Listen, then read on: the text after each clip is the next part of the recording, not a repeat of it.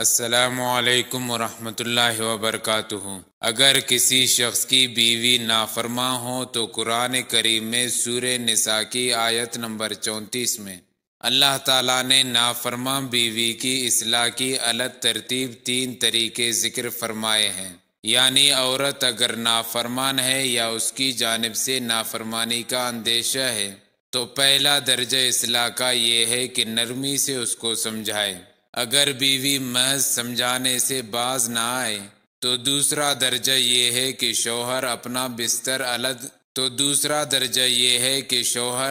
بستر علیحدہ کر دے تاکہ وہ اس علیحدگی سے شوہر کی ناراضگی کا احساس کر کے اپنے فعل پر نادم ہو جائے۔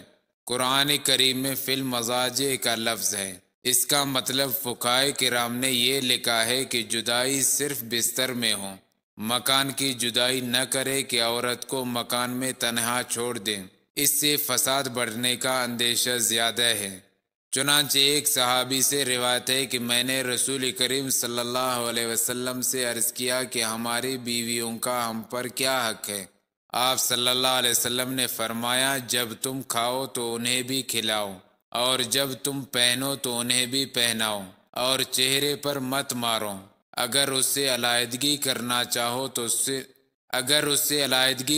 چاہو تو صرف اتنی کرو کہ بستر الگ کر دو، مکان الگ نہ کرو۔ اور جو عورت اس سزا سے بھی متاثر نہ ہو تو تیسرے درجے میں اس کو معمولی مارنے کی بھی اجازت ہے، جس سے اس کے بدن پر اثر نہ پڑے اور ہڈی ٹوٹنے یا زخم لگنے تک نوبت نہ آئے، اور چہرے پر مارنے کو مطلقاً منع فرما دیا گیا ہے۔ چنانچہ بخاری شریف کی روایت میں ہے کہ نبی کریم صلی اللہ علیہ وسلم نے فرمایا، کوئی شخص اپنی بیوی کو غلام کی طرح نہ مارے، کیونکہ یہ بات مناسب نہیں کہ اول تو اسے مارے پھر آخر دن اس سے اپنی خواہش پوری کرے۔ نیز خاندان کے بڑوں یا کسی ایسے محرم کے ذریعے بیوی کو شوہر کی اطاعت و فرمان برداری کا سبق پڑھوایا جائے جن کی بات کا اس پر اثر ہو۔ امید ہے کہ مذکورہ بالا طریقے اصلاح سے بیوی کے رویے میں بہتری آ جائے گی۔